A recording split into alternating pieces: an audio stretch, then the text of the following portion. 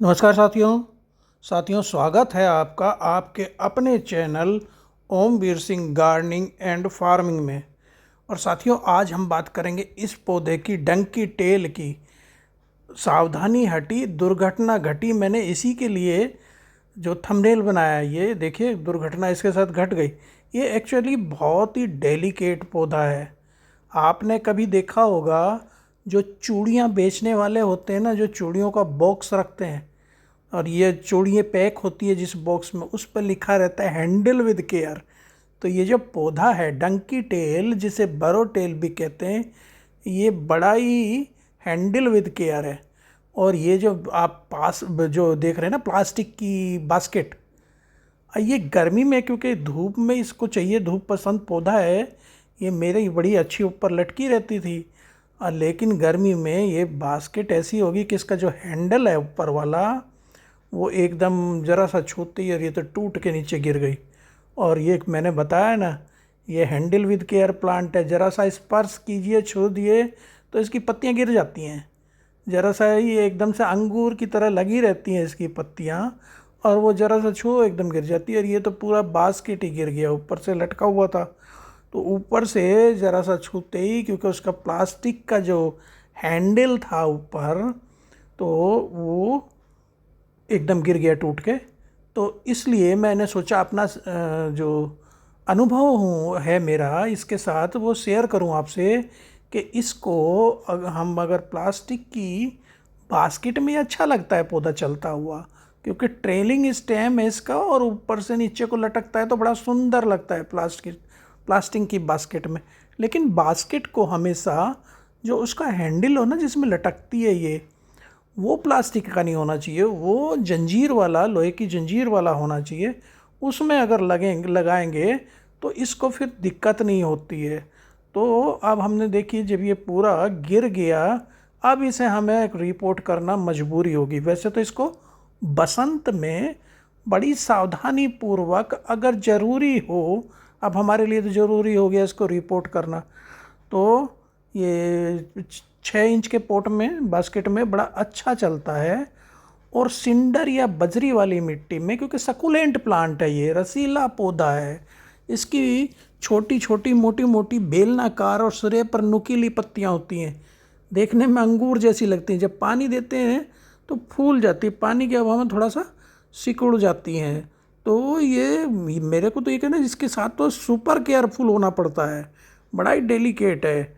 अगर इसको हम दूसरे उसमें करते हैं, बास्केट में रिपोर्ट करते हैं, तो एक तरह से उस प्लास्टिक के आपको पोट को ही काटना पड़ेगा।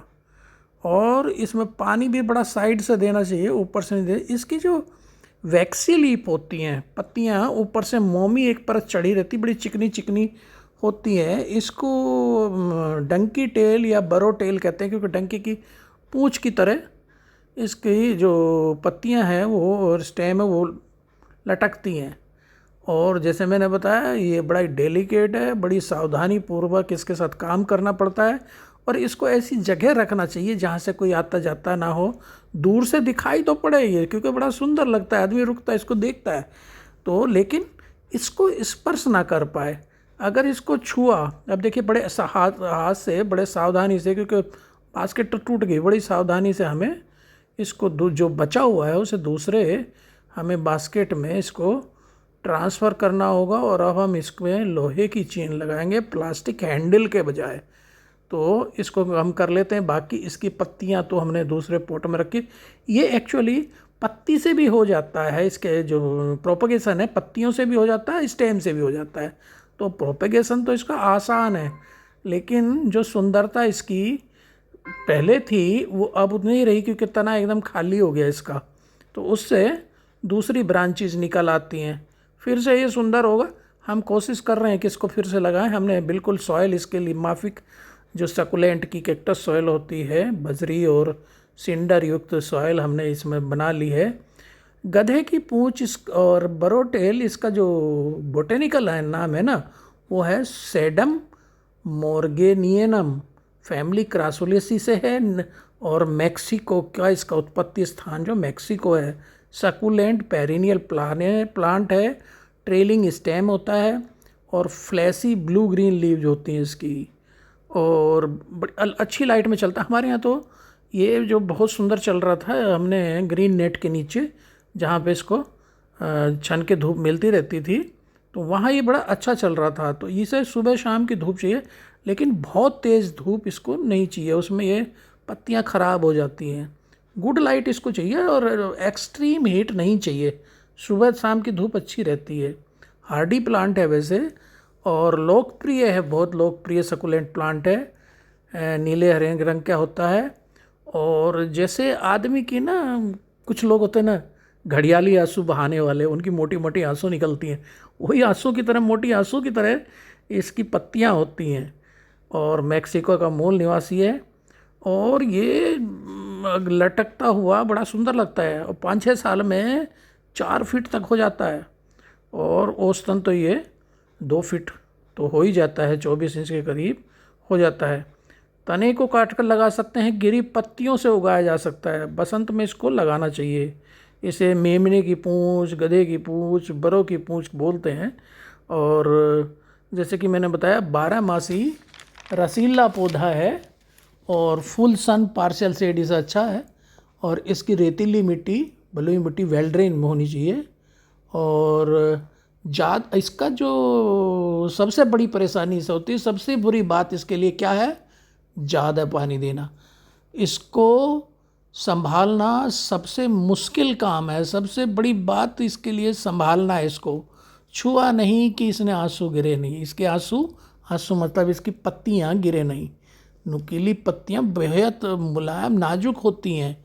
तो इसको वेल ड्रेन सैंडी सॉइल में लगाना चाहिए, जिसमें बास्केट में ड्रेनेज होल होना बहुत ज़रूरी है। सूखी मिट्टी पसंद करता है, ड्रॉट टॉलरेंट है। और 2-3 दिन में जब इसकी मिट्टी सूख जाए तभी पानी देने की ज़रूरत है। और सर्दियों में तो बहुत कम पानी की, महीने में हो सकता है 1 ही बार ज़रूरत पड़े। टेराकोटा पोट में भी अच्छा चल जाता है। ज़्यादा ह्यूमिडिटी में सड़ जाता है। बसंत में जैविक खाद दे दें तो बहुत बार जो खाद की इसको ज़रूरत नहीं पड़ती। और मैं फिर कह रहा हूँ कि पानी ज़्यादा ना दें।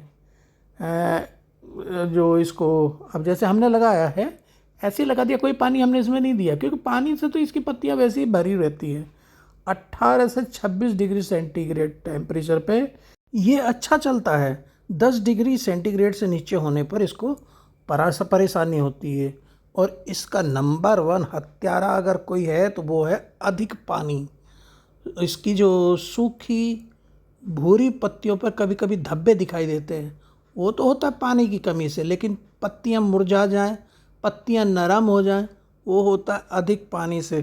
तो साथियों, हमने 2 नई बास्केट्स में अपने डंकी टेल को लगा दिया है। पत्तियों को ऐसे ही ऊपर डाल दीजिए, इनमें से जड़ें निकलनी शुरू हो जाती हैं। कुछ दिन बाद जड़ें निकल आएंगी तो ये पुनः हमारा पौधा चलने लगेगा।